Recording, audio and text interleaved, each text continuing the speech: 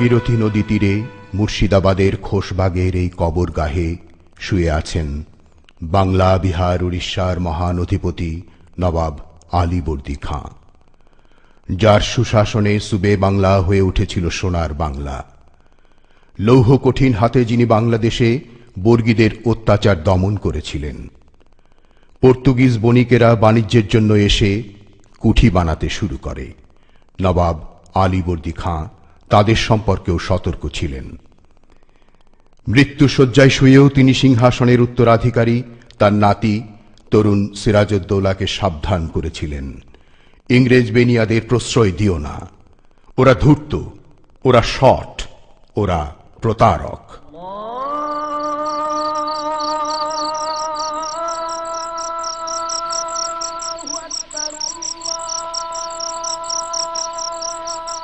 বাংলা, বিহার, উড়িষ্যার মহান অধিপতি, তোমার শেষ উপদেশ আমি শুনিনি জনাব। ইউরোপীয় বণিকদের উদ্যত ব্যবহার আমি বারবার ক্ষমা করেছি। তোমার রাজ্যে আমি তাদের মাথা তুলে দাঁড়াতে দিয়েছি। তুমি বলেছিলে ইস্ট ইন্ডিয়া কোম্পানির কর্মচারীদের প্রশ্রয় দিও না। তুমি বলেছিলে সুযোগ পেলেই তারা এদেশ কেড়ে নেবে। আমি তাদের প্রশ্রয় দিয়েছি।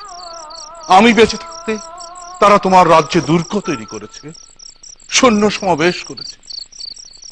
আমার জন্যে, বাংলার জন্যে দারুণ দুশ্চিন্তা নিয়ে তুমি চলে গেছো।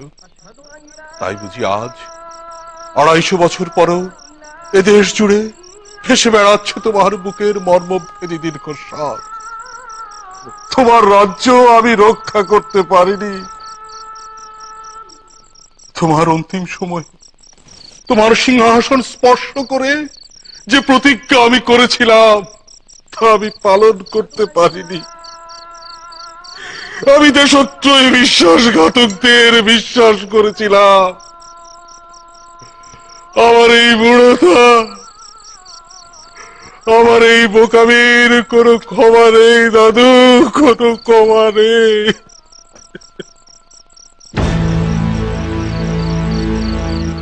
কাঁদবেন না নবাব, আপনার কান্নায় সুদূর টুঙ্গিপাড়ার কবরে শুয়ে আমি শান্তি পাই। কে কে তুমি? বাংলা, বিহার, উড়িষ্যার সেই স্বাধীন নৃপতি, আমার অভিবাদন গ্রহণ করুন। কিন্তু কে তুমি? কি তোমার পরিচয়? আমি স্বাধীন বাংলার প্রথম রাষ্ট্রপতি মুজিবুর রহমান। ও আপনি সেই মুজিব?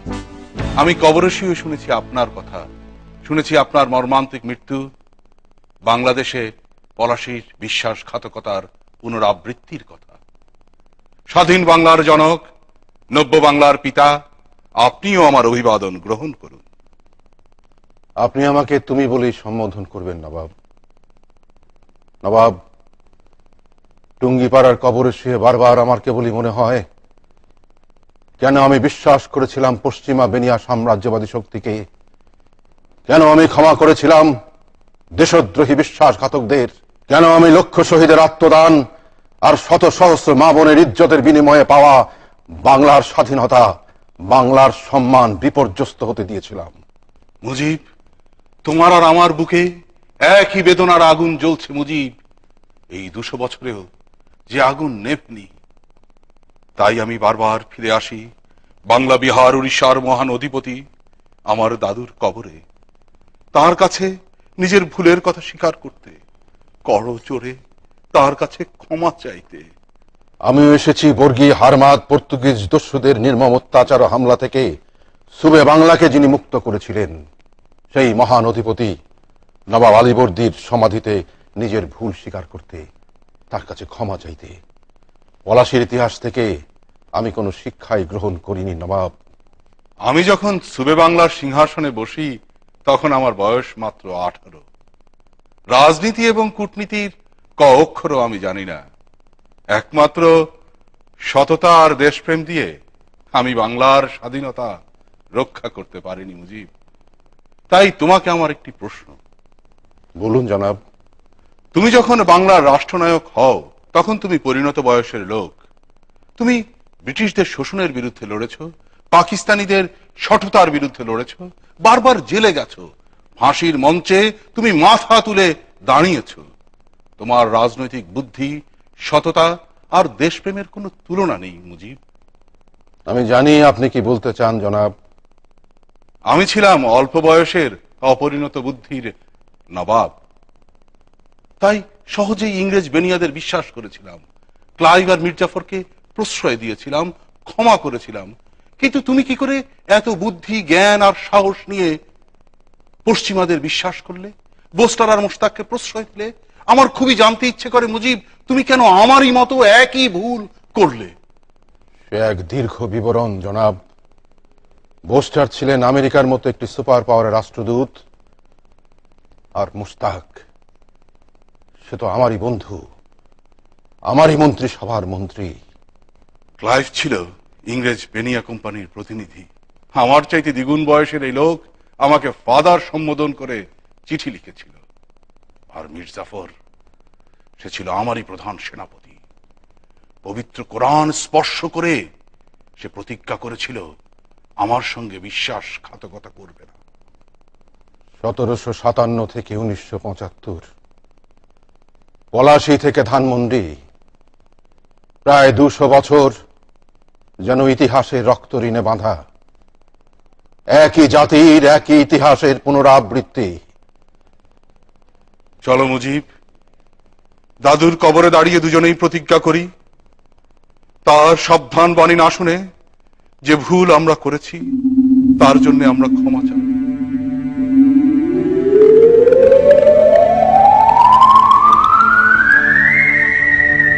কে কে আসছে? কোথায়? ওই যে ওদিকে। কে? সর্বনাশ! কে আসছে জানো? মির্জাফর! মির্জাফর আসছে। নবাব, হ্যাঁ আমিও দেখতে পাচ্ছি, কিন্তু নবাব সে তো মির্জাফর নয়, সে তো মুশতাক, বিশ্বাসঘাতক খন্দকার মুশতাক। ওই যে দেখুন নবাব। আমার মির্জাফর আর তোমার মুশতাক তো একই লোক। কিন্তু নবাব, আপনার মির্জাফর এবং আমার মুশতাক কাউকে তো আমি দেখতে পাচ্ছি না। আর আরেকটা লোক এগিয়ে আসছে, আমি একে চিনতে পেরেছি। এ হচ্ছে মীর কাসেম, মির্জাফরের জামাই। ভগবান গোলা থেকে এই আমাকে বন্দী করে নিয়ে এসেছিল মুর্শিদাবাদের কারাকক্ষে।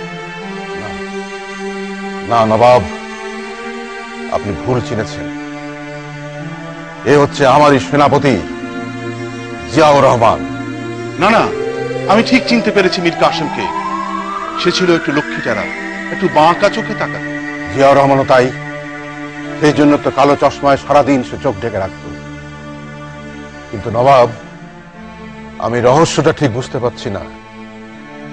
ওরা হঠাৎ দেখা দিয়ে আবার মিলিয়ে যাচ্ছে। চক্রান্ত, নতুন কোন চক্রান্ত মুজিব, নতুন কোন চক্রান্ত। নবাব, এবার আমি আরেকজন লোককে দেখতে পাচ্ছি। এই লোকটিকে আমি চিনতে পেরেছি। এ হচ্ছে মিরন, মির্জাফরের ছেলে মিরন। আমি নবাব থাকাকালে আমার মোসাহেবি করত, কুকুরের মতো আমার পা চাটত। এই মিরনই মোহাম্মদ বেগকে পাঠিয়েছিল আমাকে কারাকক্ষে হত্যা করতে। আমার দুঃখী মা আমেনা বেগম, তাকে বুড়িগঙ্গায় নৌকাডুবি ঘটিয়ে হত্যা করেছিল এই মিরন। না না না না না বাব, এ আপনার মিরন নয়। এ হচ্ছে ডালিম নামের এক প্রতারক দুর্বৃত্ত। সামরিক বাহিনী থেকে চাকরি যাওয়ার পর আমার স্ত্রীকে মা ডেকেছিল। যখন তখন আমার বাড়িতে এসে ঘুরঘুর করত, সামান্য সাহায্য আর অনুগ্রহ পাওয়ার আশায়। আমি তাকে স্নেহ দিয়েছি, বিশ্বাস করেছি। কিন্তু এই প্রতারক দুর্বৃত্ত, এই পাষণ্ড রেডিওতে আমার আর আমার পরিবারের মৃত্যু সংবাদ সদর্পে প্রচার করেছিল। আমার মিলন আর তোমার ডালিমকে আর দেখতে পাচ্ছি না। সেখানে আরেকটা লোক এগিয়ে আসছে, তুমি কি চিনতে পারছো? হ্যাঁ নবাব, আমি চিনতে পারছি। দেশদ্রোহী, বিশ্বাসঘাতক গোলাম আজম। এই লোকটাই আমাদের মহান মুক্তিযুদ্ধের সময় জামাতের নেতা হয়ে ভণ্ড পীর সেজে অজস্র মুক্তিযোদ্ধাকে হানাদার পাকিস্তানের হাতে ধরিয়ে দিয়েছে। অসংখ্য মা বোনের ইজ্জত নষ্ট করতে হানাদার বাহিনীকে সাহায্য করেছে। আমার বরেণ্য বুদ্ধিজীবীদের হত্যা করেছে। আমার মনে হচ্ছে এই সেই ভগবান গোলার ভণ্ডপীর। মুর্শিদাবাদ থেকে স্ত্রী লুৎফাকে সঙ্গে নিয়ে নৌকা যোগে পাটনা যাওয়ার পথে ভগবান গোলায় নৌকা থামিয়েছিলাম। আমাদের সঙ্গে কোনো খাবার ছিল না। এ কথা আমরা সবাই জানি নবাব। আমি ভেবেছিলাম এই পীরের আস্তানায় একবেলা বিশ্রাম নিয়ে পাটনায় চলে যাব। সেখানে গিয়ে সৈন্য সংগ্রহ করব, তারপর দেশ উদ্ধারের যুদ্ধে নামব। সে সুযোগ আপনাকে দেয়া হয়নি নবাব। এই ভণ্ডপীর মীর জাফরের জামাই মীর কাসেমের কাছে গোপনে খবর পাঠিয়েছিল, আর মীর কাসেম সসৈন্যে এসে আপনাকে গ্রেপ্তার করেছিল। আমার স্ত্রী লুৎফা তখন মাত্র খেতে বসেছিল, এক গ্রাস খাবারও সে মুখে দেয়নি। মুজিব, এই লোকটি যদি তোমার গোলাম আজম হয়, তাহলে 1757 সালে এই লোকটি ছিল ভগবান গোলার শয়তান ভণ্ডপীর। নবাব, এরা যুগে যুগে দেশে দেশে একই বেশে এসে হাজির হয়, কিন্তু এদের চরিত্র থাকে এক এবং অভিন্ন। মুজিব, তোমার গোলাম আজম আর ভগবান গোলার ভণ্ডপীরকে এখন দেখতে পাচ্ছি না। সেখানে আরো কয়েকটা লোক, তুমি এদের চিনতে পারছো? আমি সামনের দুজন লোককে চিনতে পেরেছি নবাব। না না না না, তুমি চিনতে পারোনি। আমি ঠিক চিনতে পেরেছি। এ হচ্ছে সেই বিশ্বাসঘাতক চাঁদ আর মোহাম্মদ বেগ, যে আমাকে কারা অভ্যন্তরে হত্যা করেছে। না না না নবাব, এ হচ্ছে কর্নেল আজিজ পাশা আর বজলুল হুদা। এই বজলুল হুদা আমার বুকে গুলি চালিয়েছিল, আর আজিজ পাশা আমার নিষ্পাপ শিশুপুত্র রাসেলকে হত্যা করেছিল। আমি ঠিক বুঝতে পারছি না মুজিব, 1757 আর 1975 সালের ঘাতকেরা আজ কেন এখানে উঠে আসছে একই চেহারায়? এমনও তো হতে পারে তারা নবাব মনসুরুল মুলক, সিরাজউদ্দৌলা হায়বতজাং বাহাদুর আর শেখ মুজিবুর রহমানকে একসঙ্গে দেখে ভয় পেয়েছে। তাহলে ওরা এত দূর পর্যন্ত এসে আবার মিলিয়ে গেল কেন? নবাব, হয়তো ওরা বুঝতে পেরেছে আমাদের আর ভয় দেখানো যাবে না। আমরা আর কোনো কিছুতেই ভয় পাই না। মুজিব, তুমি আমার হাতটা ধরো, চলো আমরা নবাব আলীবর্দী আমার দাদুর কবরে দাঁড়িয়ে প্রতিজ্ঞা করি, বাংলাকে আমরা ভুলব না, বাংলাদেশকে আমরা ভুলব না। আমাদের মৃত্যু নেই, আমাদের ধ্বংস নাই, আমাদের জয় হবেই।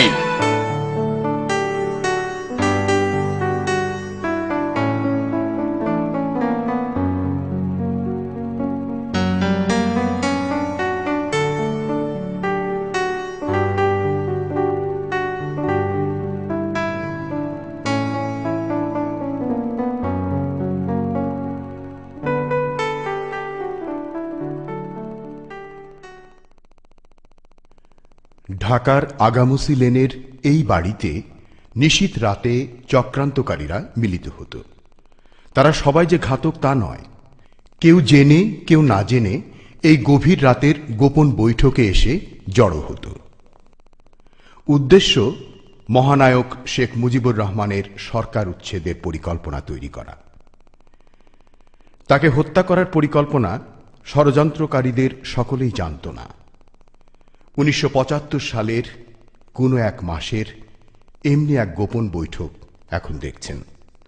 এসব বৈঠকে হাজির থাকতেন খন্দকার মোশতাক, তাহির উদ্দিন ঠাকুর, শাহ মুয়াজ্জেম, নুরুল ইসলাম মঞ্জুর, কে এম ওবায়দুর রহমান, মাহবুব আলম চাষী, কর্নেল ফারুক, বজলুল হুদা, আজিজ পাশা এবং আরো অনেকে। আজকের বৈঠকে সকলে নয়, তাদের কয়েকজন হাজির আছেন। মোস্তাক ভাই, এই আপনার মাথার উপরে সবসময় শেখ মুজিবের ছবিটা ঝুলছে, এই ছবিটা নামায় ফেলানো যায় না? সর্বনাশ, ও কথা মুখে এলো না। ওটা নামালেই খবর চলে যাবে, মুজিব সন্দেহপরায়ণ হয়ে উঠবে। এখানে এই গভীর রাতে আমাদের গোপনে বসাও মুশকিল হয়ে উঠবে। ছবিটা নিয়ে আপনারা তো মাথা ব্যথা কেন মজ্জেম? আর কদিন পরে আমরা লোকটাকেই তো ক্ষমতা থেকে সরিয়ে ফেলবো। কিন্তু আমার কেমন জানি এই ছবিটার দিকে তাকাইলে ভয় ভয় লাগে। মনে হয় লিডার যেন আমাদের সব দেখতেছেন, আমাদের সব কথা শুনতেছেন, সব জানতে পারতেছেন।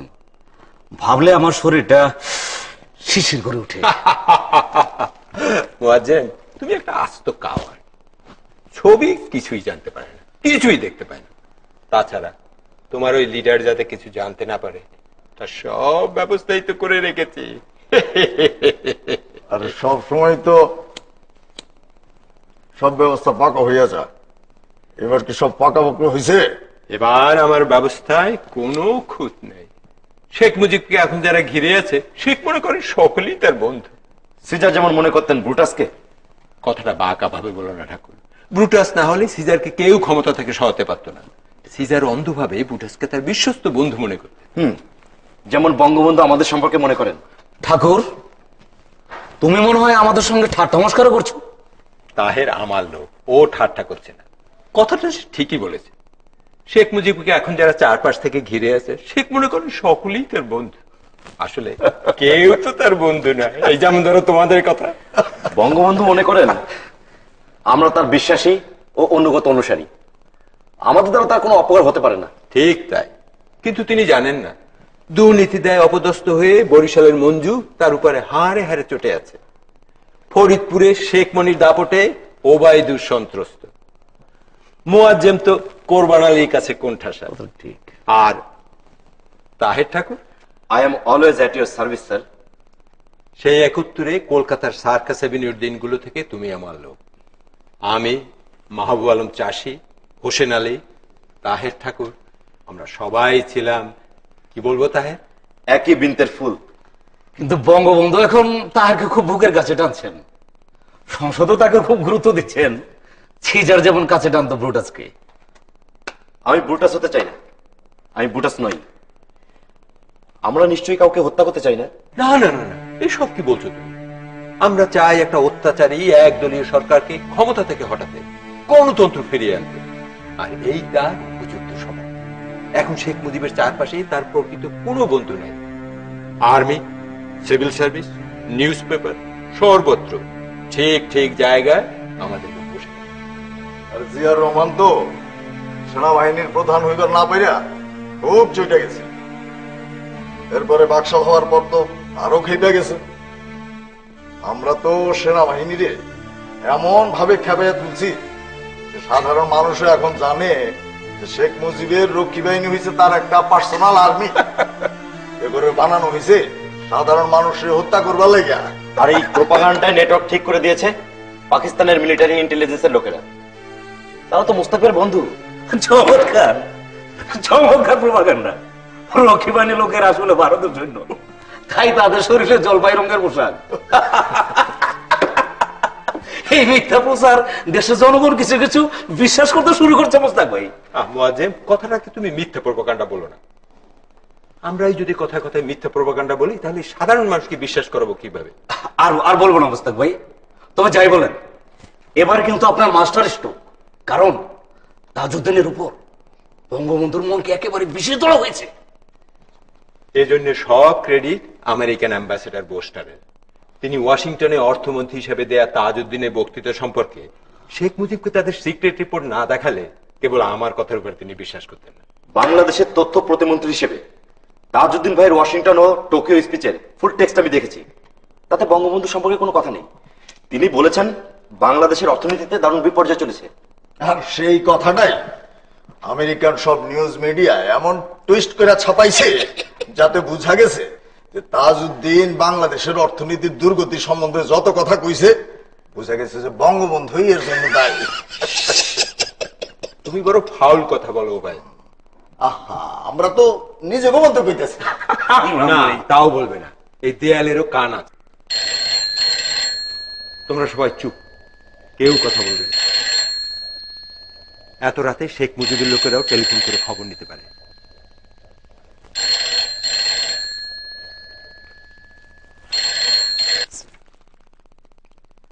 হ্যালো, কে? ও, শেখ ফজলুল হক মনি। তাই বলো, এত রাতে আমার প্রাইভেট নাম্বারে ফোন করলো কে? তা বলো বলো, কি আদেশ তোমার? যুবলীগের সম্মেলন কুমিল্লায়? চমৎকার। আর তুমি বলছো আমি যাব না? না না, আমাকে আর স্মরণ করতে হবে না, আমি ডায়েরিতে তারিখটা টুকে নিচ্ছি। হ্যাঁ হ্যাঁ, তোমাকে সঙ্গে নিয়ে আমি কুমিল্লায় যাব। আমাকে তোমাদের সম্মেলনে ডাকার জন্য খুব খুশি হয়েছি, খুবই খুশি হয়েছি। তুমি বাংলাদেশের যুবশক্তির প্রতীক, বাংলার ভাবি নায়ক। না না, একটু বাড়িয়ে বলছি না মনি। বৌমাকে বাচ্চাদের আমার আদর দিও, তোমরা ভালো থেকো। আচ্ছা, আজকের মতো গুড নাইট। জয় বাংলা, জয় বঙ্গবন্ধু।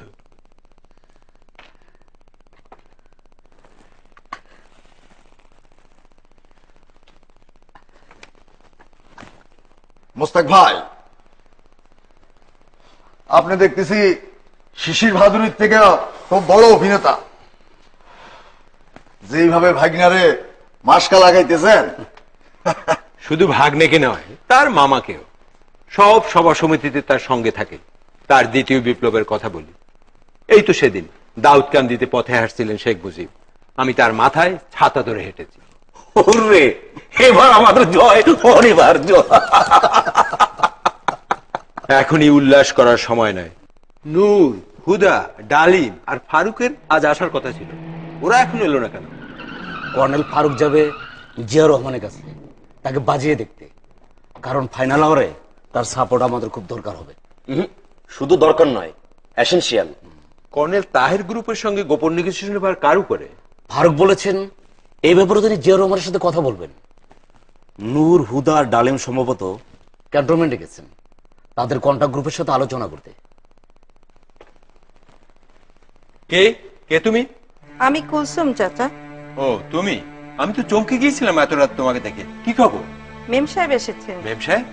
ও মেম সাহেব, তা তিনি কোথায়? গাড়ি থেকে নেমে বারান্দায় বসেছে। ছি ছি ছি, বারান্দায় বসবেন কেন? শিগগির নিয়ে এসো। জি চাচা। মোস্তাক ভাই, প্রায় দেখি ওই সাদা মেম সাহেব ঠিক আমাদের সিক্রেট মিটিং এর সময় এসে হাজির হন। ইনি কে? তোমাদের ভয় পাওয়ার কোনো কারণ নেই। না না, ভয়ের কথা বলছি না। আমি ভেবেছিলাম কোনো মিশনারি খ্রিস্টান সন্ন্যাসিনী আপনাকে মাঝে মধ্যে স্পিরিচুয়াল পাওয়ারের সাহায্য যোগাতে আসেন। মুয়াজ্জেম, তুমিও তাহের ঠাকুরের মতো মস্করা করতে শুরু করলে। আজই টের পাবে এই সাদা মেম সাহেবকে। উনি এতদিন ছদ্মবেশে তোমাদের কতটা বিশ্বাস করা যায় তাই পরীক্ষা করছেন। আজ তিনি নিশ্চিত হয়েছেন, সুতরাং তিনি আজ তোমাদের সামনে নিঃসংকোচে আত্মপ্রকাশ করবেন। আমি বোধহয় একটু অনুমান করতে পারি এই ভদ্রলোককে। ভদ্রলোক? ভদ্র মহিলা নন?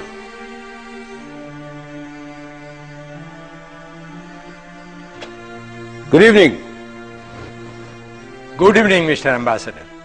Mister Khandakar. My God. His Excellency, the American Ambassador, Mr. Boster. Yes. Mr. Boster, your humble friend. Good evening. Good evening. Good evening. Good evening. Good evening, Good Your evening Excellency. and good evening. Please be seated. Thank you. Well, you see,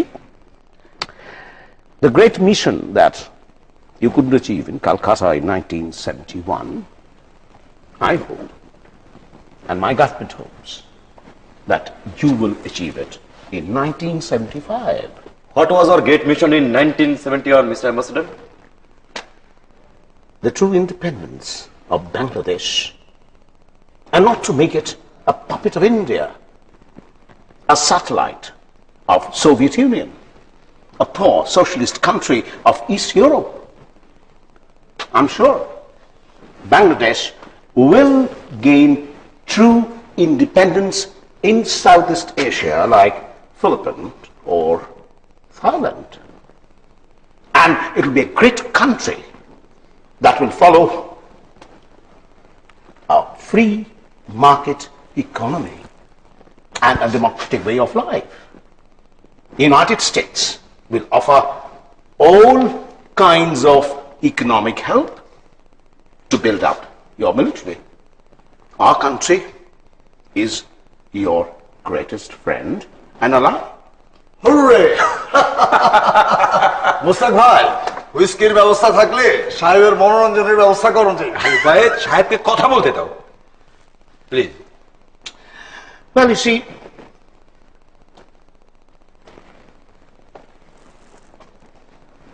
Sheikh Mujib is not our enemy, but I'm afraid he is leading the country towards a totalitarian system which is not accepted.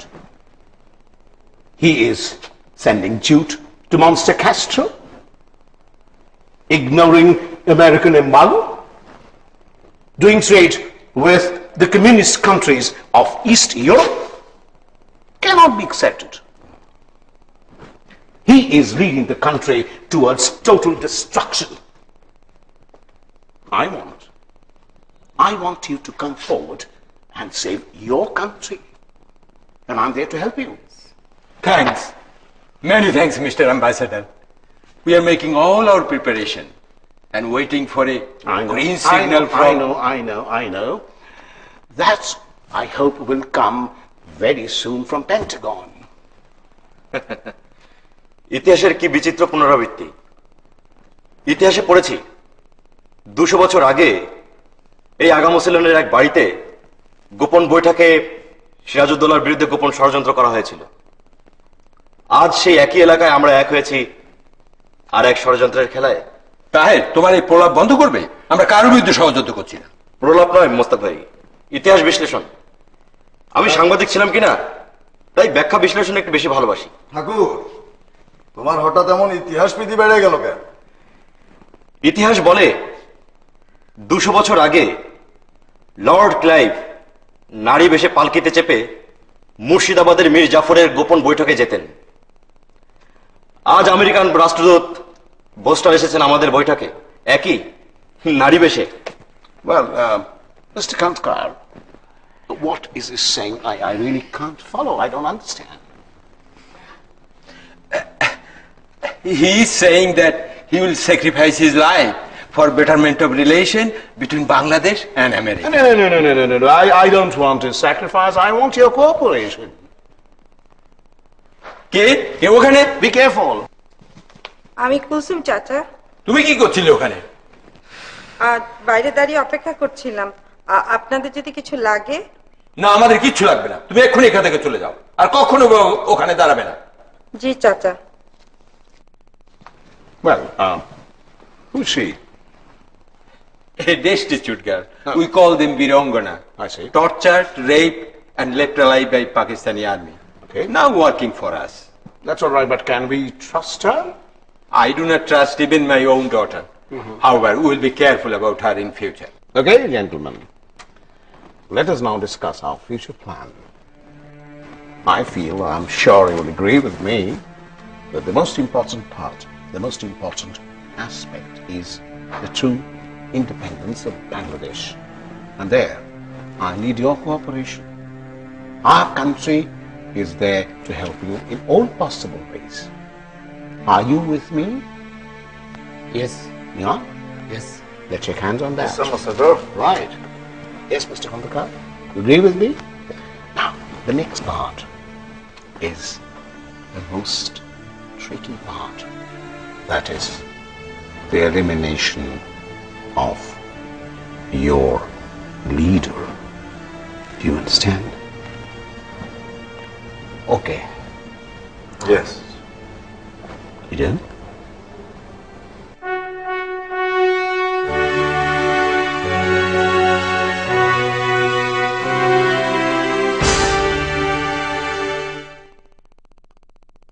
বঙ্গবন্ধুর এই সেই ৩২ নম্বরের বাড়ি।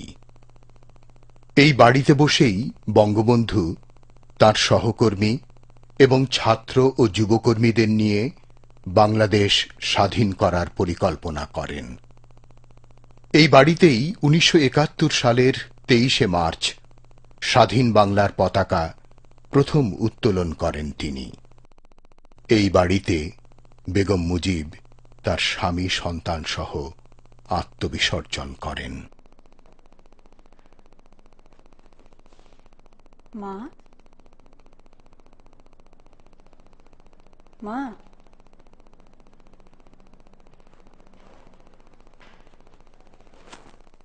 ও মা। ও হাসু, কখন আসলি? ঘরে উকি দিলাম, তুমি দেখলাই না। কি এত ভাবতেছো মা? না তেমন কিছু না। তুমি আমার কাছে লুকাচ্ছ না? তোর কাছে বা কি লুকাবো? আমার জয় ভাইয়া কই? পুতুল শোনা? পুতুল ঘুমাচ্ছে আর জয় খেলছে। পুতুল এক লিপসে রেখে আসছোস? না, রেহানা আছে। মা, তোমার তো মন খারাপ কেন? আচ্ছা শোন, তুই আমার জয় ভাইয়া আর পুতুল সোনারে নিয়া কদিন পর জার্মানি বেড়াতে যাবি গা, সঙ্গে আবার এখানেও যাবে। আমার মন খারাপ হবে না? তোমার মন এত নরম না, এই জন্য তোমার মন খারাপ হয় নাই। আচ্ছা আমার দিয়ে তো ভাবিস না তো। আবার তুমি কথা ঘুরাচ্ছ। মা, তোমার কি হয়েছে? কইলাম তো কিছু হয় নাই। হয়েছে, তোমার আমি চিনি। কি ছিল তুই আমাদের? মা, তুমি তো কখনো এত ভেঙে পড়ো নাই। আব্বা এত বছর জেলে থাকলেন, আমরা ভাই বোনরা ছোট ছোট ছিলাম, আমাদের নিয়ে তুমি কি কষ্ট করছো। আয়ুব খা মোনায়েম খার আমলে কত অত্যাচার গেছে তোমার উপর দিয়া, তখন তো তোমার এত ভাঙা পড়তে দেখি নাই মা। তখন মনে একটা শক্তি ছিল, আর এখন না, বাড়িটা অনেকদিন খালি থাকবো তো তাই। বাড়ি খালি হয় কেমনে? তোমার ঘরে এখন দুই বউ, সুলতানা আর রোজি। ওরা থাকতে তোমার ঘর খালি হয় কেমনে কও? আরে ওরা হলো ছেলের বউ, তোরা হলো আমার পেটের সন্তান। আবার তুমি কথা ঘুরাইতেছো। দাঁড়াও, এবার আমি রেহানারে ডাকবো। কেন কেন ডাকবি কেন? রেহানা আইসা তোমার পেটের কথা টাইনা বার করবে। না বাবা, দোষী মায়ের ডাকিস না। তাহলে আমারে কও, তোমার কি হয়েছে? তুই আর রেহানা কয়দিন পর বিদেশ যাবি, এই সময় তো ওই কথা কইতে চাই না আমি। তুমি কও মা। হাসু, আমার যদি কদিন ধরে কেমন ডর ডর লাগে, যে ডর আমি কোনদিন পাই নাই, এখন তাই পাইতেছি। কিসের ডর? জানি না, আমার যদি কেমন সবসময় বুকটা কাঁপে। বুক কাঁপে কেন মা? তোমার তো এখন দুঃখের দিন শেষ। আব্বা দেশের প্রেসিডেন্ট, কামাল জামাল দুইজনই সংসারী হয়েছে। তুমি জয় পুতুলের মুখ দেখছো, তোমার এখন কিসের দুঃখ, কিসের ভয়? জানি না, আমার খালি মনে হয় আমার দুঃখের দিনগুলি ভালো ছিল, তখন মনে একটা সাহস ছিল, শক্তি ছিল। এখন খালি ভয় লাগে। কেন? সেই শক্তি সাহস তোমার কই গেল? জানি না, তোর আব্বার তো ভয় আমার বুকটা কাঁপে। হাসো। আব্বার জন্যে? মা, চুপ করে থাকো না, কও কি হয়েছে কও। হাসু, হাসু রে, আমি তো খুব খারাপ স্বপ্ন দেখছি মা। স্বপ্ন? কি স্বপ্ন দেখছো তুমি? আমি স্বপ্ন দেখছি বলতে আমার ডর লাগে। আমি স্বপ্ন দেখছি আমাদের এই 32 নম্বর রাস্তার বাড়িটা নাই। বাড়িটা নাই? তার বোতল এখানে একটা বড় নদী হয়ে গেছে, বিশাল নদী, কোনো কুল কিনারা দেখা যায় না, নদীটা রক্তে। আমি তো আব্বারই খুঁজতে লাগছি, তিনি কোথাও নাই। মা, স্বপ্ন স্বপ্নই, স্বপ্ন দেখে কেউ ভয় পায় নাকি? আমি পাইছি, আমি পাইছি। মা, এই স্বপ্নের কথা আব্বারে কও নাই তো? না, সত্যি কথা মনে হইলে আমার বুকটা খালি দূর দূর করে। হাসু, হাসু, আমার খালি মনে হয় তোদের সঙ্গে আমার যদি আর দেখা না হয়। কি কও তুমি এসব মা? এসব তুমি কি কও? মা, আমার সাথে তোরা যাবি না তো, আমার সাথে তোরা যাবি না। তোমার সাইডে আমরা কোথাও যাবো না মা, তোমার সাইডে আমরা কোথায় যাবো কও তো তুমি? আমরা কোথাও যাবো না। আসো, আসো মা। আসো, আমি যাই, আমার বেলা কাজ পড়ে আছে।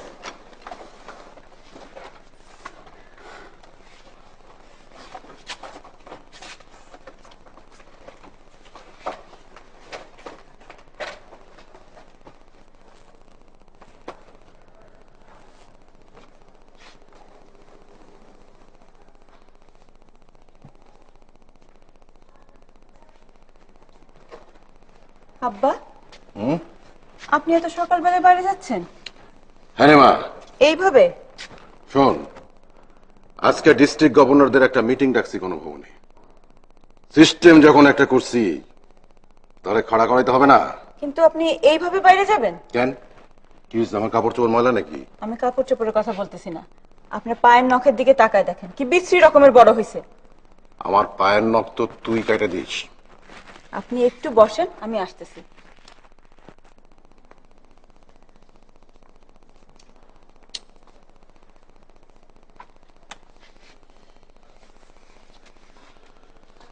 বুঝলি হাসু,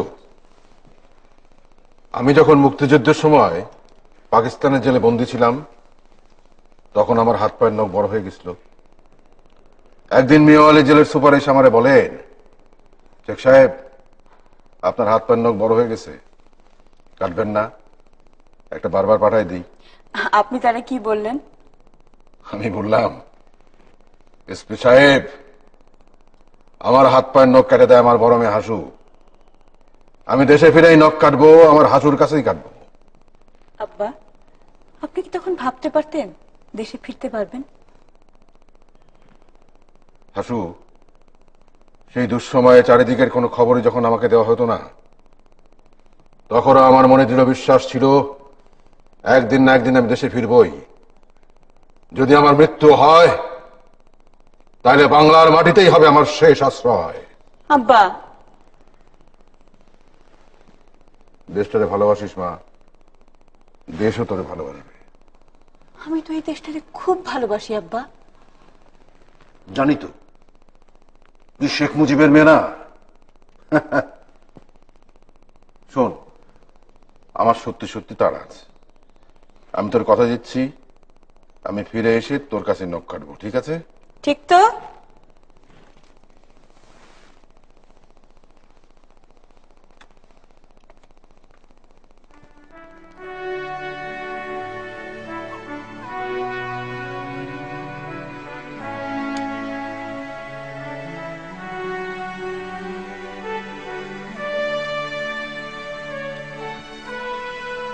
কি, আপনি এখনো বসে আছেন? এই না আপনার এত তাড়া? আসু, তোর মার কি হয়েছে বলতো? কদিন ধরে দেখতেছি তার মন খারাপ, মাঝে মাঝে কান্দে। কি হয়েছে বলতে পারবি? কেন পারবো না, আম্মা আপনারা নিয়ে চিন্তা করে। আমার নিয়ে চিন্তা করে? আমি আরো ভাবলাম তার ডায়াবেটিসটা বাড়ছে, এই জন্য বোধহয় কাহিল হয়ে পড়ছে। লন্ডন থেকে চিকিৎসা করে আনলাম, কোনো লাভ হলো না। না আব্বা, মা আপনার শরীর নিয়ে শুধু চিন্তা করেন। আমার নিয়ে তার আবার কি চিন্তা বল? দেশটা এখন স্বাধীন। হাসু, তোর মা পাশে ছিল বলেই আমি সারা জীবন বাংলাদেশের মুক্তির জন্য সংগ্রাম করতে পারছি, যুদ্ধ করতে পারছি। তোর মাই হইতেছেন আমার প্রেরণা, আমার শক্তি। উনি এখন আমার নিয়ে চিন্তা করবেন কেন? দেশ স্বাধীন হয়েছে আব্বা, কিন্তু মার ধারণা তাতে আপনার শত্রুর সংখ্যা বাড়ছে, তারা যে কোনো সময় আঘাত হানতে পারে। তোর মা একেবারে ভুল কথা বলে নাই রে। ওরা আমার আর সময় দিতে চায় না। ওরা কারা? বাংলাদেশের স্বাধীনতার শত্রুরা।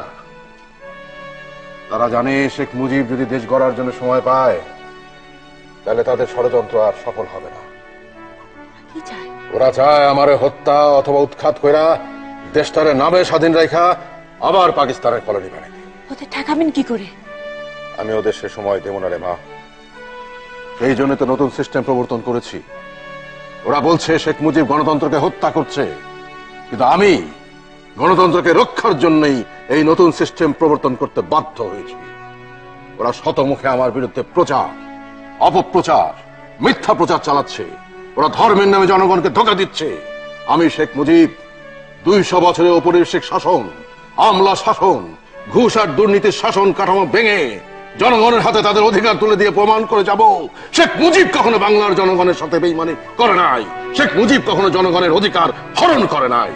তারপর যদি আমার মরণ হয়, দুঃখ নাই রে মা, বাংলার মানুষকে কখনো আর দাবায় রাখা যাবে না। ও মা, বাবুটিতে এখনো গল্প করতেছেন? ওইদিকে বাগাছের দিকে এসে নিচে বসে রয়েছে। না না, আমরা গল্প করতেছি না জয়েন নানি। বুঝলে হাসু, তোর আব্বা আমাদের প্রথমে রেনু নামে ডাকতেন, তুই জন্মামের পরে ডাক আরম্ভ করলেন হাসুর মা, তারপরে মাঝে মাঝে কামারের মাও ডাকতেন, এখন শুনতেছি নতুন ডাক জয়ের নানি। জয় তোমাদের ফ্যামিলির নতুন এডিশন না মা, সেই জন্য। আচ্ছা হয়েছে, বুঝছি, পুতুল উঠে গেছে, তুই তাড়াতাড়ি নিচে যা। আমি চাই যা দোষী মেয়া উঠলেই কানবে। যা যা। তুমিও যাও, হাসু একা সামলাইতে পারবে না, যাও আর কাদের সিদ্দিকের উপরে পাঠাই দাও। আচ্ছা ঠিক আছে।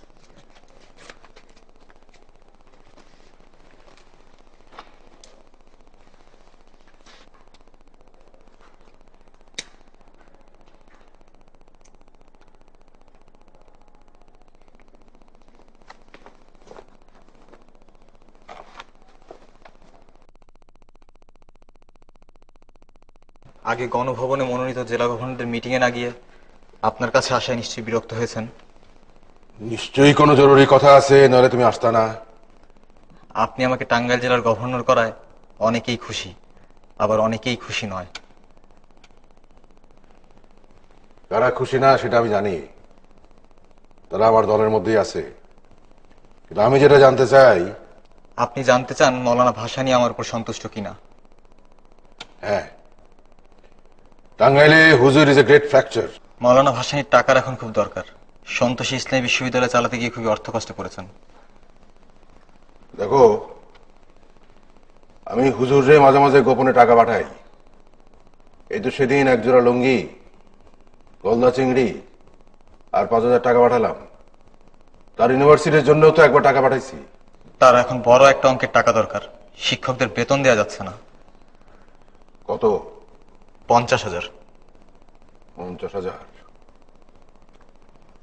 ঠিক আছে, আমি ডিসিরে বলে দিচ্ছি, তুমি কি দেখা করো।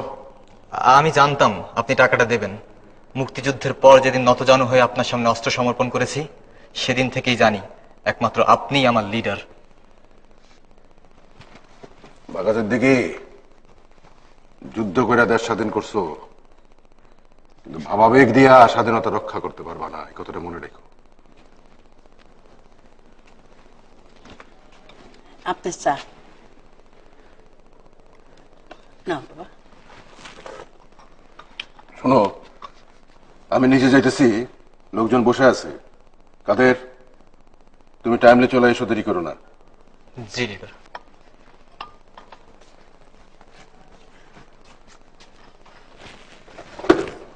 বসো বাবা।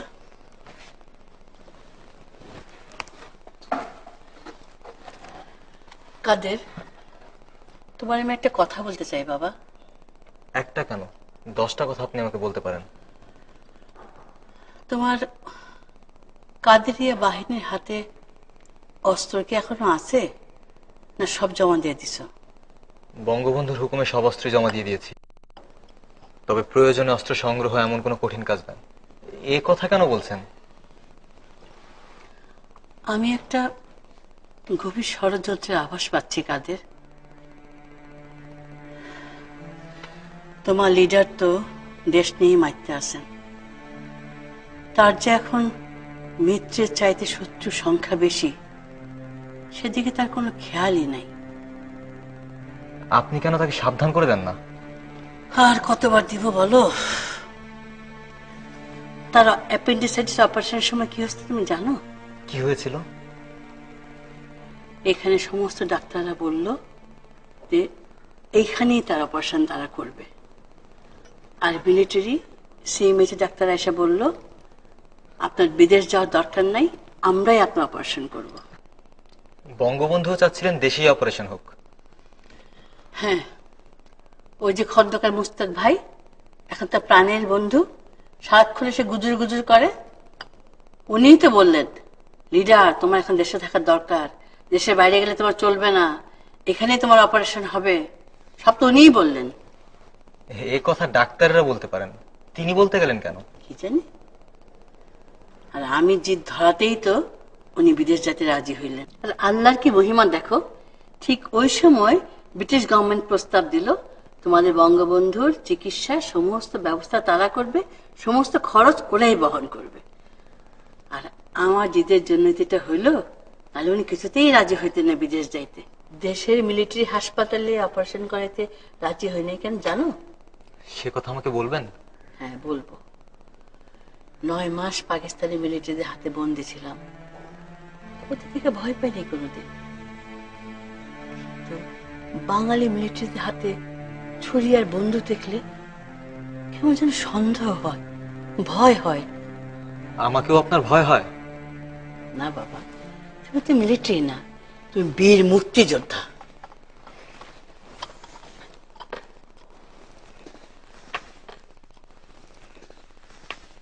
জননী, আশীর্বাদ করবেন চিরকাল যেন মুক্তিযোদ্ধা থাকতে পারি। তাই থাকো বাবা, সেই আশীর্বাদই করি।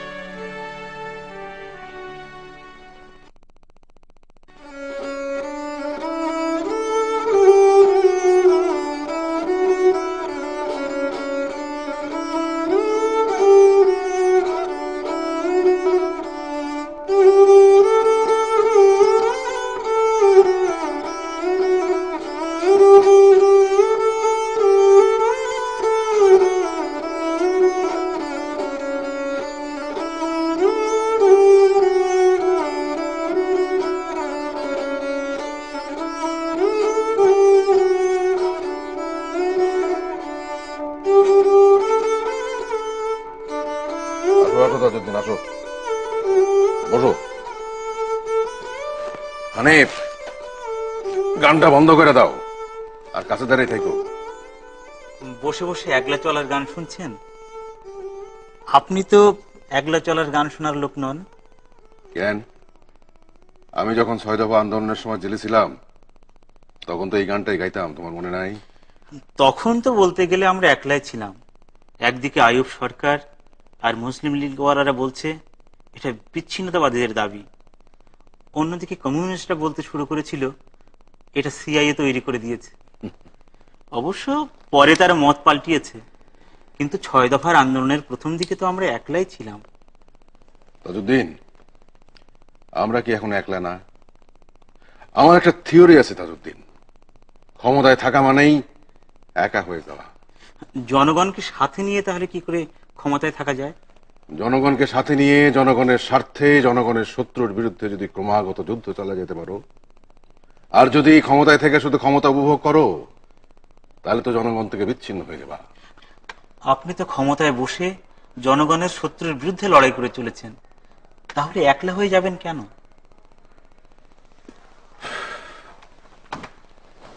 আমরা যারা 71-এ একসাথে ছিলাম তারা একসাথে নাই বলে, এই ধরো তোমার কথাই, ট্যাকটিক্যাল কারণে আমি মন্ত্রিত্ব থেকে তোমাকে সরাই দিছি। অমনি বাজারে গুজব শেখ মুজিব আর তাজউদ্দিন আলাদা হয়ে গেছে। এই সেদিন আব্দুল সামাদ আজাদকে পররাষ্ট্রমন্ত্রীর পদ থেকে সরাইয়া কৃষিমন্ত্রী বানালাম, অমনি কথা শুরু হয়ে গেছে আমি নাকি দিল্লির দিক থেকে সরে আইসা ওয়াশিংটন মুখী হচ্ছি। শত্রুরা তো গুজব ছড়াবেই, আর আপনি তো জানেন আপনার এবং বাংলাদেশের স্বাধীনতার শত্রু কারা। জানি জানি তাজউদ্দিন, জানি। তারা এখন ডালপালা ছড়িয়েছে, তারা আমার দলের ভিতর ঢুকে পড়েছে। নাহলে ছাত্রলীগের মতন একটা পুরানো অর্গানাইজেশন ভাঙা 2 টুকরা হয়। সিরাজুল আলম খান, আসম আব্দুর রবের মতো লোক আমার থেকে দূরে সরে গিয়ে জাসদ প্রতিষ্ঠা করে। শুনেছি তারা নাকি তোমারই প্রথম সভাপতি করতে চাইছিল।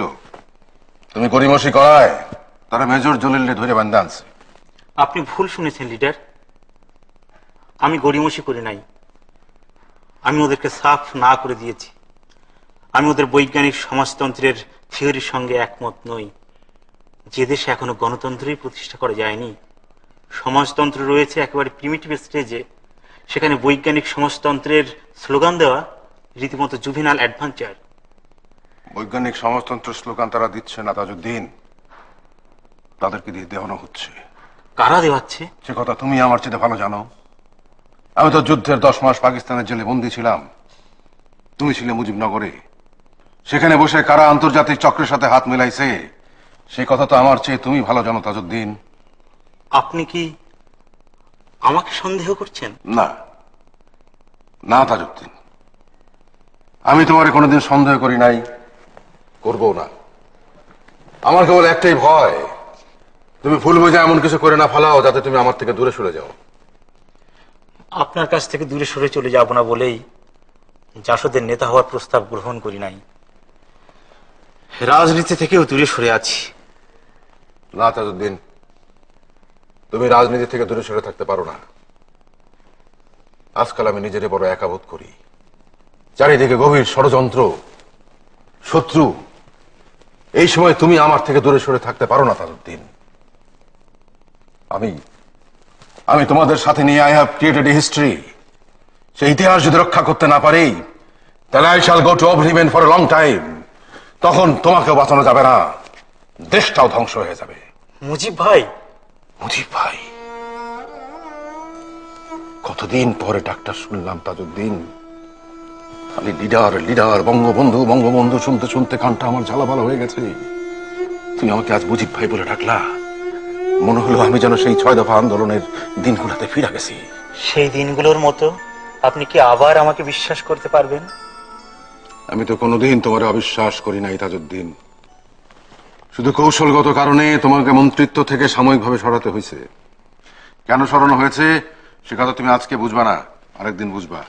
সেই কারণটা আমি জানি লিডার। ওয়াশিংটন আর চাইনিজ লবির চাপে আপনি আমাকে সরিয়েছেন। আমেরিকান অ্যাম্বাসেডর বোস্টারই আপনাকে আমার ওয়াশিংটনে দেওয়া বক্তৃতা সম্পর্কে মিথ্যে খবর দিয়েছে। আমি বোস্টারের কাছে শোনার আগেই খবরটা জানতে পেরেছি তাজউদ্দিন। তাও আমি জানি খন্দকার মুস্তাকি আপনাকে এই কথাটা জানিয়েছেন। তিনি আপনাকে বলেছেন তাজউদ্দিন অর্থমন্ত্রী হিসেবে ওয়াশিংটন সফরে যেয়ে বলেছে বাংলাদেশের অর্থনীতি ভেঙে পড়েছে। জাপানে গিয়েও বলেছে। আর মার্কিন অ্যাম্বাসেডর বোস্টারও সেখান থেকে খবর নিয়ে আপনাকে জানিয়েছেন মোস্তাকের কথা সত্য। কিন্তু আপনি তো জানেন লিডার, তাদের দুজনের উদ্দেশ্য এক। না, আমি দুজনের একজনের কথা বিশ্বাস করি নাই তাজউদ্দিন। বিশ্বাস করার ভান কইরা তোমাকে মন্ত্রিসভা থেকে সরাইছি। মন্ত্রিত্ব হারানোর জন্য আমার দুঃখ নেই লিডার, আপনার বিশ্বাস যেন না হারাই। বসো তাজউদ্দিন, বসো।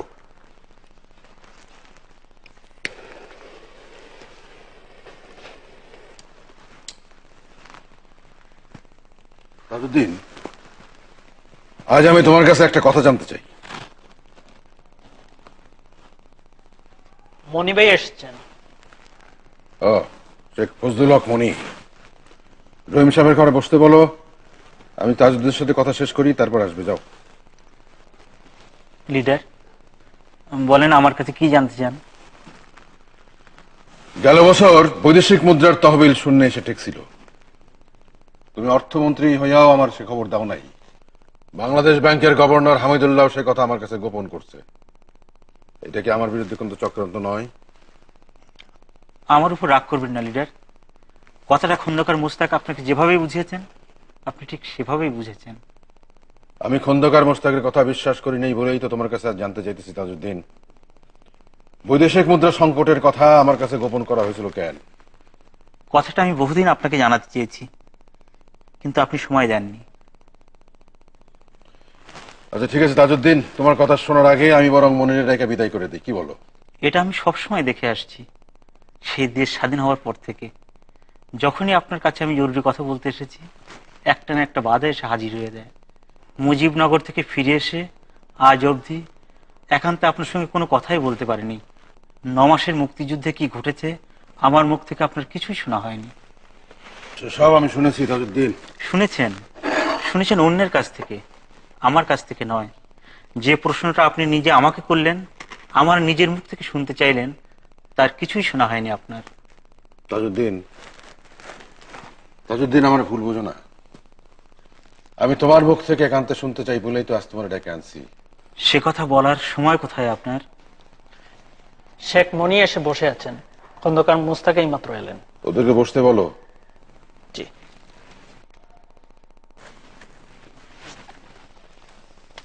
এই কি তাজউদ্দিন, তুমি উঠে পড়তেছো কেন? আমি এখন যাব। শেখ মনি এসেছেন, খন্দকার মুস্তাকও অপেক্ষা করছেন। আমার জন্য তাদের বসিয়ে রাখা ঠিক হবে না। আমি বরং অন্য সময় আসবো।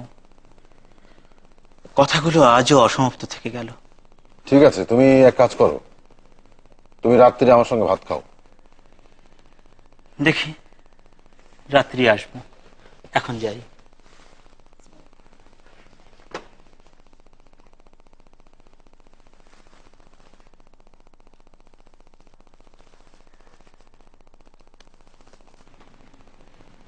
আসো আসো। কি তোমরা কি একসঙ্গে আসছো না আলাদা আলাদা? আমি আগে এসেছি, উনি এইমাত্র এলেন। মনি হচ্ছে জাতির গ্রেট নেফিউ, বলতে পারি ফিউচার অফ দ্য নেশন, তাই আগে থেকে অনুসরণ করে চলি। অতিভক্তি কিসের লক্ষণ জানো তো মুশতাক? বিলক্ষণ জানি, তবে আমারটা অতিভক্তি নয়, দিব্য দৃষ্টিতে ভবিষ্যৎ দেখতে পাই বলেই বলছি। আমরা কি বাজে কথা বলে সময় নষ্ট করব, না কাজের কথায় আসবো? বেশ বেশ বেশ, আগে তোমার কাজের কথাটাই সারো। তবে তার আগে আমার একটা প্রশ্ন। বলো মুশতাক, তোমার প্রশ্নটা কি শুনবে? তোমার কাছে নাকি এর আগে এসেছিলেন আতাউর রহমান খান, তারপর এসেছেন তাজউদ্দিন, ব্যাপারটা কি লিডার? তোমার কি সন্দেহ হচ্ছে মুশতাক যে আমরা ষড়যন্ত্র করতেছি? আমি বাপু ষড়যন্ত্র বুঝি না, সোজা মানুষ, তাই সাদাসিধে কথা। বলো তোমার সাদাসিধে কথাটা শুনি। তুমি যখন বাকশাল করো তখন এই আতাউর রহমান খান সমর্থন দিলেন না, এখন শুধু বাকশালে জয়েন করা নয়, দেখছি তোমার কাছে এসে ঘুরঘুর করছেন। অন্যদিকে তাজউদ্দিন মন্ত্রিসভা থেকে বাদ পড়ায় গোসা করে ঘরে খিল দিয়ে বসছিলেন, এখন দেখছি তোমার কাছে আবার তার আনাগোনা শুরু হয়েছে। তাই বোঝার চেষ্টা করছি ব্যাপারটা কি। তুমি কি তাতে ভয় পাচ্ছ মুশতাক? তুমি যতক্ষণ আমার মাথার উপরে আছো ততক্ষণ ভয় পাবো কেন? তুমি মুজিবনগরে ছিলে না, তাই তাজউদ্দিন দিল্লিকে ভুল বুঝিয়ে আমাকে একটু কোণঠাসা করে ফেলেছিল। এখন আমি তোমার দ্বিতীয় বিপ্লবের আদর্শ প্রতিষ্ঠার কাজে মাঠে নেমেছি।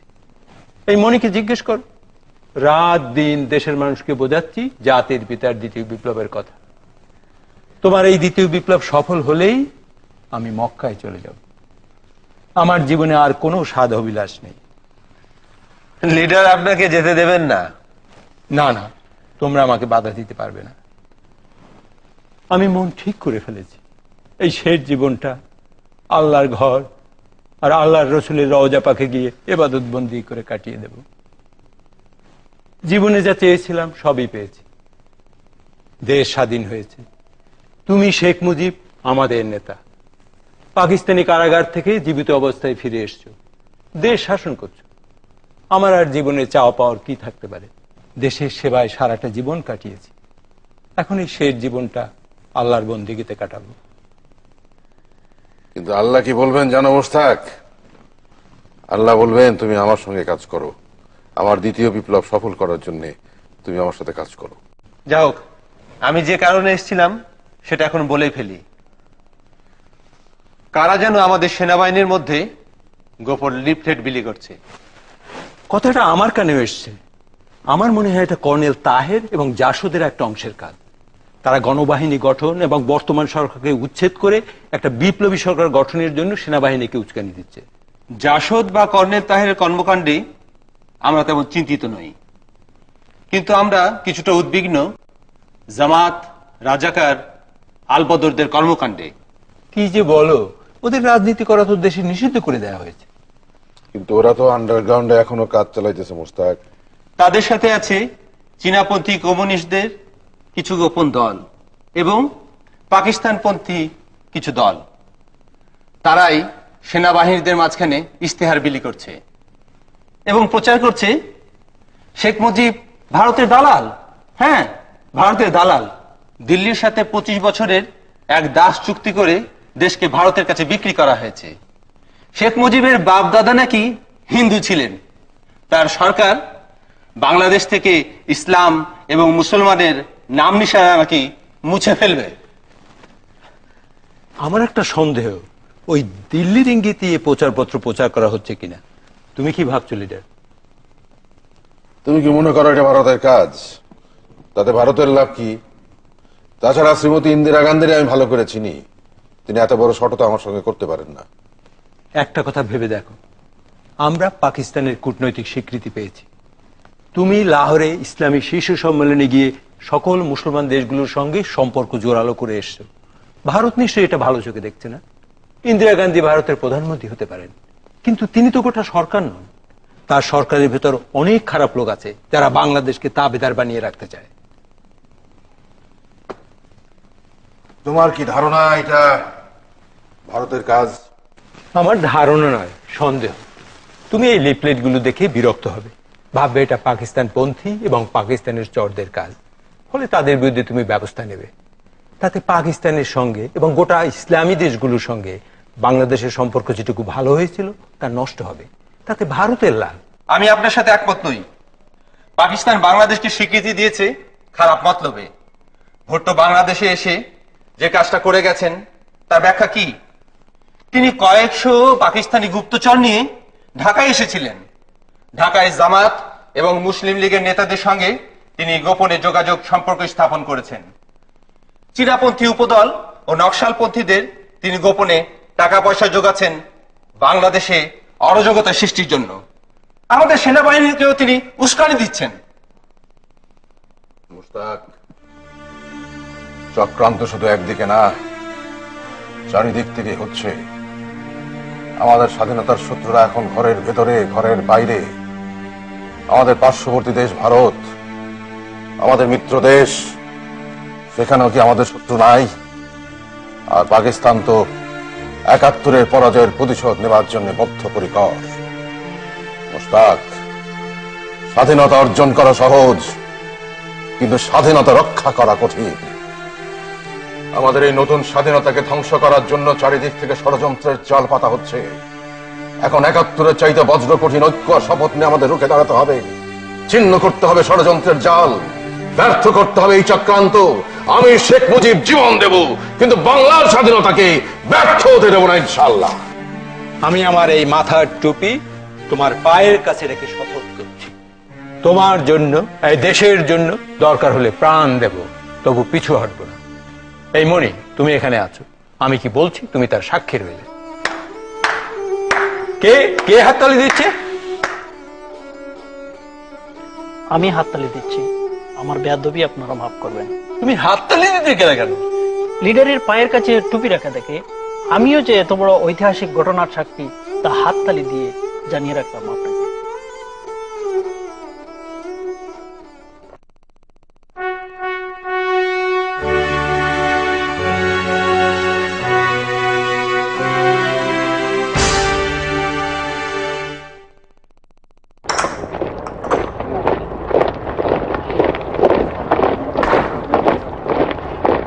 চাই তোমার?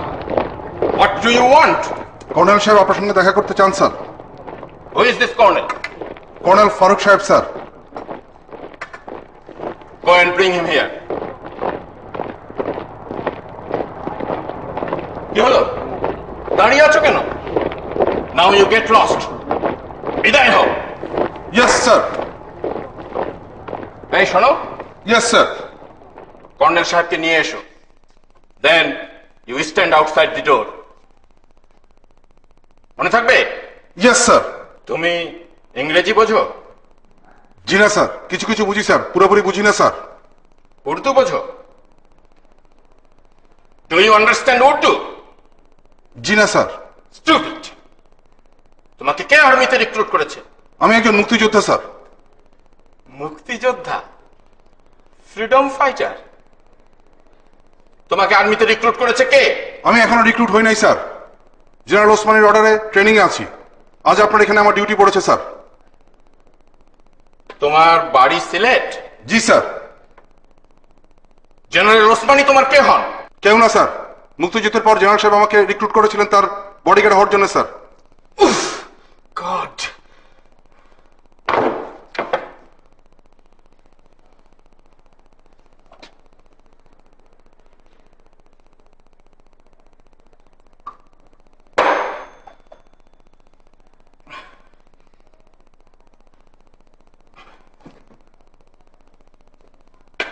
তুমি আমাকে চেনো?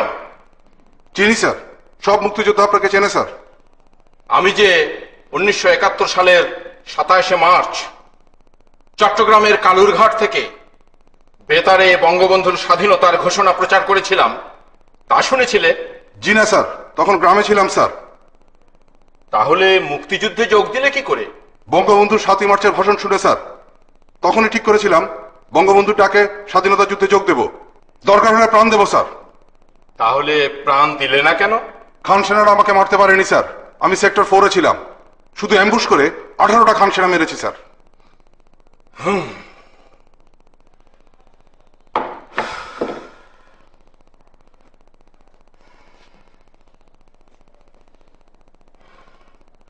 কর্নেল ফারুক অনেকক্ষণ ধরে বাইরে অপেক্ষা করছেন, তাকে নিয়ে এসো। আর তুমি দরজার বাইরে অপেক্ষা করো, কেউ আসতে চাইলে আসতে দেবে না, বলবে জেনারেল সাহেব ব্যস্ত আছেন, মনে থাকবে? Yes sir.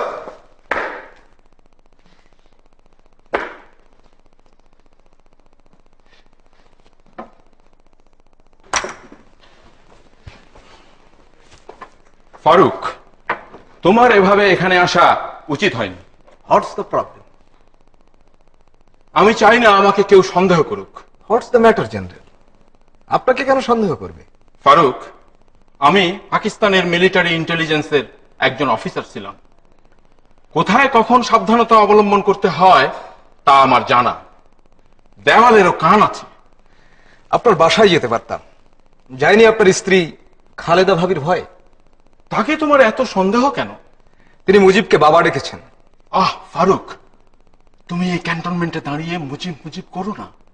বাইরে যে জওয়ানটি দাঁড়িয়ে আছে সে একজন মুক্তিযোদ্ধা, সে শুনে ফেলতে পারে। So what, I am also A freedom fighter. আমি একজন মুক্তিযোদ্ধা। অত শব্দ করে হেসো না প্লিজ, আর কথা বলতেও গলাটা একটু নিচু করো। ওইসব মুক্তিযোদ্ধার কথা ভুলে যান। এই ক্যান্টনমেন্টে এখন 90% আমাদের লোক। বরং আপনার বাসায় গিয়ে কথা বলতে ভয় হয়। আপনাদের দুজনের মধ্যে কি যে হলো, একেবারে স্ত্রীকে ডিভোর্স দিতে যাচ্ছিলেন। That was my mistake. তোমার ভাবির নাম পুতুল হলে কি হবে? She is not a doll, she is very clever. মানুষকে কিভাবে ম্যানুভার করতে হয় তা সে জানে। তাছাড়া বঙ্গবন্ধুর প্রতি তার ভক্তিও লোক দেখানো। ও নিয়ে তুমি ভেবো না, সময় এলে হয়তো দেখবে she is more blunt than me. আপনাকে যতটা সাহসী ভেবেছিলাম আপনি তা নন। You are not a courageous man, but a shrewd and cunning man. কি করে তুমি বুঝলে আমি একজন শ্রুড অ্যান্ড কানিং ম্যান? আপনি একদিকে মোস্তাক এবং মার্কিন রাষ্ট্রদূত বোস্টারের সাথে সম্পর্ক রাখছেন, অন্যদিকে কর্নেল তাহের ও জাসদের লোকজনদের সঙ্গেও হবনব খেলছেন। ফারুক, আমি কারোর সঙ্গে সম্পর্ক রাখি না, হবনব করি না। I M a simple soldier, royal to my country.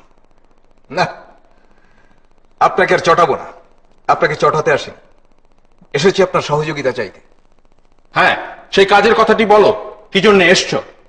আমার হাতে সময় কম, আধা ঘন্টার মধ্যে একটা অ্যাপয়েন্টমেন্ট আছে। তাহলে চটপট কথাটা সেরে ফেল। গ্রিন সিগন্যাল এসে গেছে। কিসের গ্রিন সিগন্যাল? জেনারেল প্লিজ ন্যাকা সাজবেন না। মার্কিন রাষ্ট্রদূত বোস্টার বলেছেন ওয়াশিংটন গ্রিন সিগন্যাল দিয়েছে। হেনরি কিসিঞ্জার বলেছেন গো অ্যাহেড। তোমরা কি তাহলে আরেকটি চিলি ঘটাতে চাও? বঙ্গবন্ধুকে আলেন্দে বানাতে চাও? Not necessarily. শেখ মুজিবকে আমরা অ্যারেস্ট করব, তার পরিবারের লোকজন শেখ মনি, আব্দুর রব সেরনিয়াওয়াত, তার ছেলে মেয়ে এবং তাদের সকলকে। যদি কেউ বাধা দিতে আসে তাহলে কি ঘটবে আমি জানি না।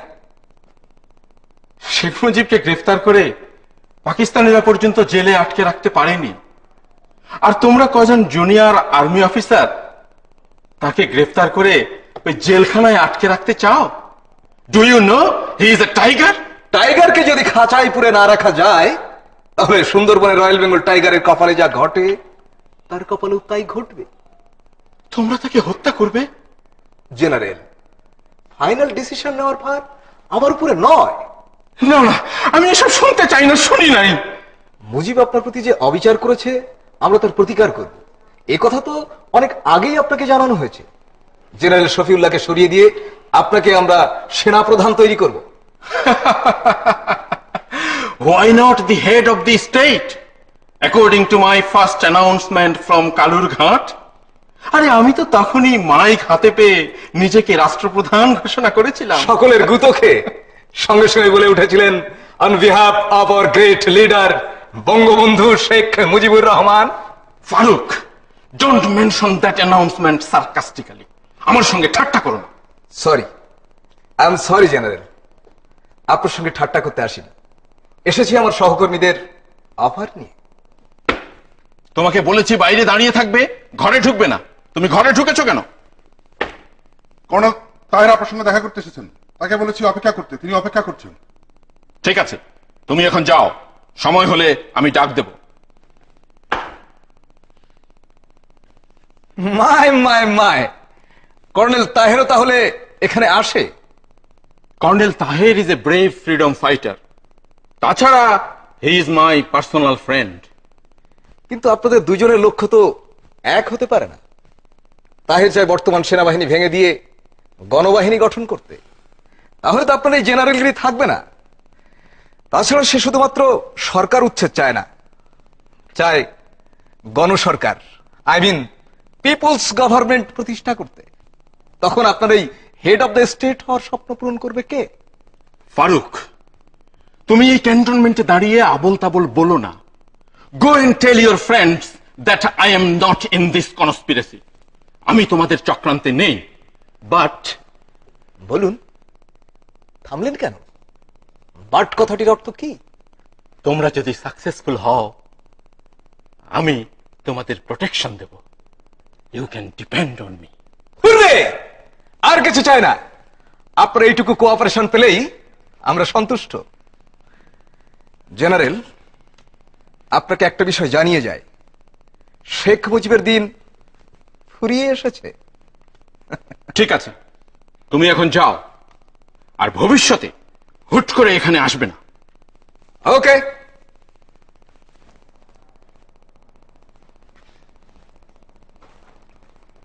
জওয়ান। Yes sir. কর্নেল তাহের কোলে আও। আই মিন কর্নেল তাহেরকে নিয়ে এসো। Yes sir. এই বেটা মুক্তিযোদ্ধার বাচ্চার সামনে উর্দু বলে ফেলেছি। পাকিস্তান আর্মিতে কাজ করার এই অভ্যাসটা আর গেল না। Old habits never die.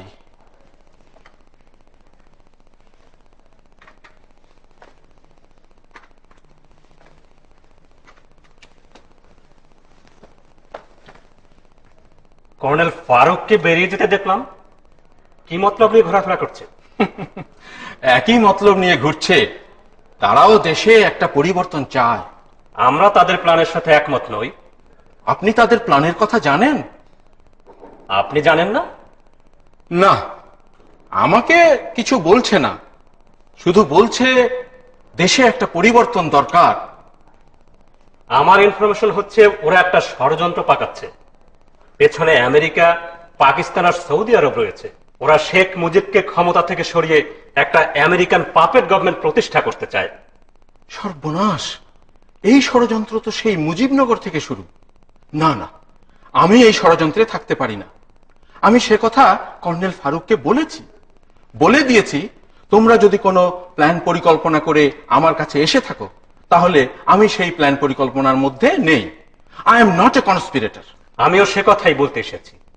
We are not a bunch of conspirators. আমরা সাচ্চা বিপ্লবী।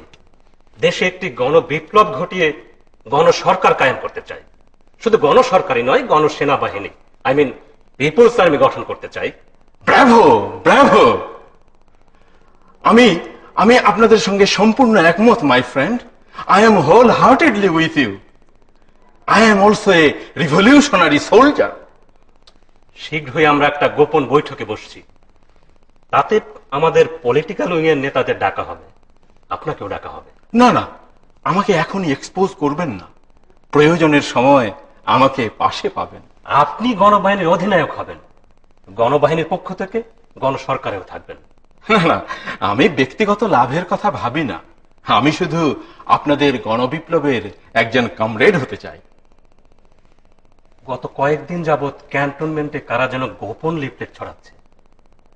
তাতে মুজিব সরকারকে হিন্দুদের দাসানুদাস আর ভারতের তাবেদার আখ্যা দিয়ে অবিলম্বে এই সরকারকে উচ্ছেদের জন্য সৈন্যদের উস্কানি দেওয়া হচ্ছে। এটা কাদের কাজ বলে আপনার মনে হয়? আমার ধারণা ছিল আপনি সম্ভবত জানেন, দু একটা লিফলেট হয়তো আপনার হাতে এসেছে। না না, আমি এর কিছুই জানি না। তাছাড়া অনুমানও করতে পারছি না এটা কাদের কাজ। অনুমান নয়, আমার কাছে ইনফরমেশন আছে। এটা আত্মগোপনকারী পাকিস্তানি চরদের কাজ। কর্নেল ফারুকের গ্রুপের যোগ সাজসেই এই লিফলেট ছড়ানোর কাজ চলছে জওয়ানদের খেপিয়ে তোলার জন্য। কিন্তু আপনারাও তো জওয়ানদের মধ্যে লিফলেট বিতরণ করছেন। আমরা লিফলেট বিতরণ করছি গণবিপ্লবের আদর্শে জওয়ানদের সচেতন করতে, কিন্তু পাকিস্তানপন্থীদের লিফলেটে সরকারের বিরুদ্ধে মিথ্যে অপবাদ ছড়ানো হচ্ছে। যেমন বলা হয়েছে শেখ মুজিব সেনাবাহিনী পছন্দ করেন না, তাই রক্ষী বাহিনী গঠন করেছেন। রক্ষী বাহিনীর জওয়ানরা আসলে নাকি ভারতীয় সৈন্য, ভারত থেকেই তাদের ইউনিফর্ম সাপ্লাই দেওয়া হয়েছে। ভবিষ্যতে শেখ সাহেব সেনাবাহিনী ভেঙে দেবেন। এই প্রচারণা জঘন্য মিথ্যা। কিন্তু একটা কথা সত্য, আওয়ামী লীগ সরকার রক্ষী বাহিনী নিয়ে বড় বেশি বাড়াবাড়ি করছেন। এতে সেনাবাহিনীর মধ্যে মনোবল ভেঙে যাচ্ছে। সেনাবাহিনীর মনোবল ভেঙে যাচ্ছে ওই বাইরের প্রচারণা আর উস্কানিতে। আমরা তাড়াতাড়ি একটা পদক্ষেপ না নিলে পাকিস্তানপন্থীরা রাজাকার আর আল বদরদের সাহায্যে একটা অঘটন ঘটিয়ে ফেলবে। আপনি হাসছেন যে? আপনার অনুমানের তারিফ করতে পারছি না। আপনি পাকিস্তান আর পাকিস্তানপন্থীদের কোথায় দেখলেন? পাকিস্তান এখন ১৫০০ মাইল দূরের দেশ। আমরা তাদের পরাভূত করেছি। আর জামাত, মুসলিম লীগ, রাজাকার, আলবদরের দল, রাজাকার আর আলবদরেরা এখন জেলে। আর জামাত, মুসলিম লীগ নিষিদ্ধ দল। ঘাতক গোলাম আজম তো দেশ ছেড়েই পালিয়েছে। Dear friend, why are you afraid of these defeated forces? আমি ভীত নই, কিন্তু আপনি যাদের পরাজিত শক্তি বলছেন তারা পরাজিত হয়েছে বটে, নির্মূল হয়নি। বিষ বৃক্ষের চারা থেকে গাছ যে কোনো সময় গজাতে পারে। It's your imagination, not a reality. তাহলে ক্যান্টনমেন্টের সেনাবাহিনীর মধ্যে বাংলাদেশ বিরোধী লিফলেট ছড়াচ্ছে কে বা কারা? এটা আমি ইনভেস্টিগেট করব। আপনি আপনার কাজ করে যান।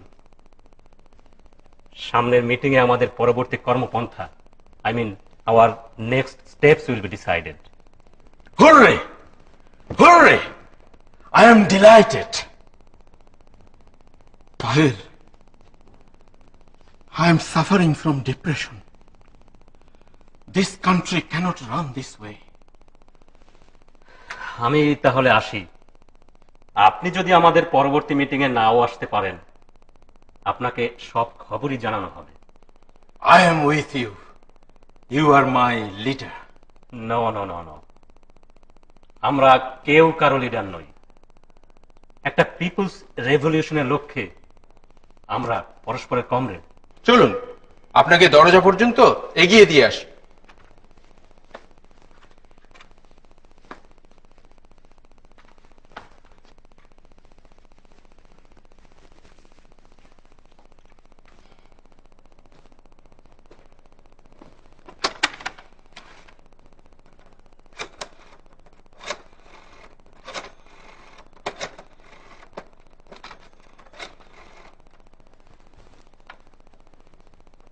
I'm Zed.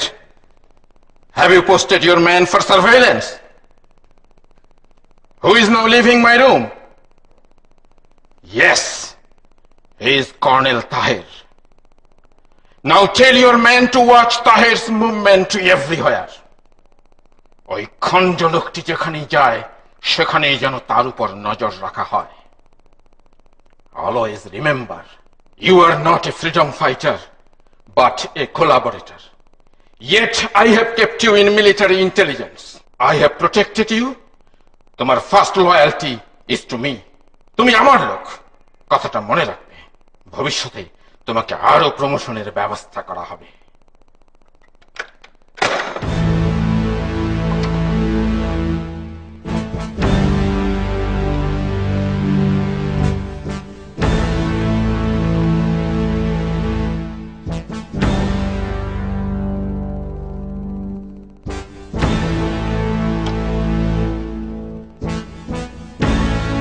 Well done, General Zia.